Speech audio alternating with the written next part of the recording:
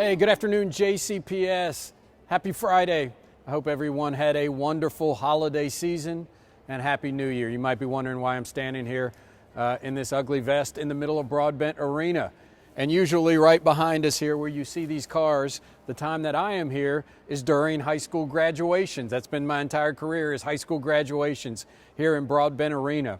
But as big as those graduations are, this event might even be bigger for us, as we are here today to see some of the first JCPS employees receive the COVID-19 vaccine. And those are our JCPS nurses. So 36 of our nurses today are getting the vaccine, and we are so proud that this is giving us the light at the end of the tunnel. I remember way back in March when we first had a press conference talking about COVID-19. And the response, I don't even think we were wearing masks at that time.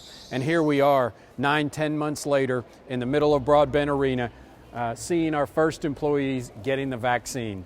And this means the end is near. And I'm so inspired to know that soon we will be heading back to school. And I also know that in about 3 or 4 weeks, we don't know the exact time yet, that nearly 13,000 JCPS employees have the opportunity to get that vaccine, including me. So we're looking forward to it, and we know this is the opportunity to get us back to school.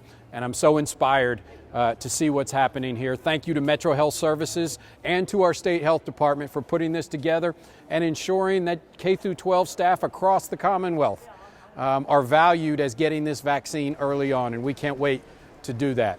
Also earlier this week, we had our first board meeting of 2021, and first of all, some congratulations go out. Congratulations to Sarah Cole McIntosh for joining the board. We're so excited to have her on the Board of Education, and also serving their second terms, Joe Marshall and also Dr. Chris Cobb. So we're so excited to have those two back on our board. They're so dedicated to the students of JCPS. Looking forward to working with all three of them again. And congratulations to Diane Porter, who will now be serving her third term as chairperson of the JCPS board. Enjoys so much working with Chair Porter and also Vice Chair Kolb.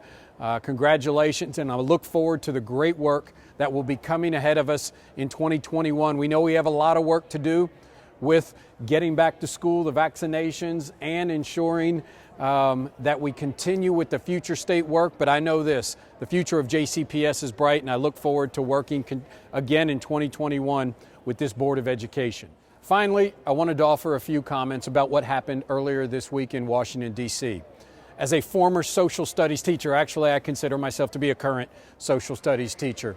I've always seen the Capitol as being the symbol of democracy in our country and a sacred place. I remember in high school, in U.S. history class, taking a field trip to the Capitol and how inspired I was. I knew at that time that I wanted to be a social studies teacher because I cared about U.S. government and our history so much. And that's why personally for me on Wednesday evening or an afternoon, what we saw happen in our United States Capitol, the symbol of our democracy, was extremely disappointing and absolutely crushing to me.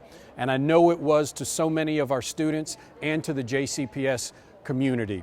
And as we have adopted a racial equity plan in JCPS and worked hard to ensure that we are eliminating achievement gaps, disproportionality, and providing all of our students, whether black, brown, or white, the opportunity to be successful, that's what our racial equity plan is about. The symbols that we saw in the U.S. Capitol, our democracy, were crushing to me and to many of our students and our faculty.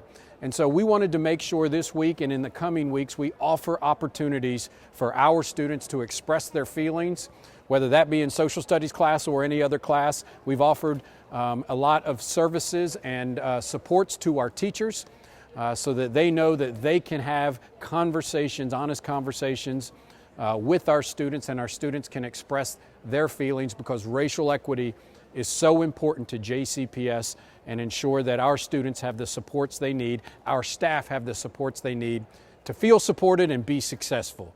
So finally, thanks to all of our teachers who have offered that safe space for students to be able to speak so far this week and into next week. It's so important. In JCPS, we want to be the model for racial equity, and I know we will provide a better society as we move forward. Thank you. Have a great weekend. Looking forward to seeing you next week.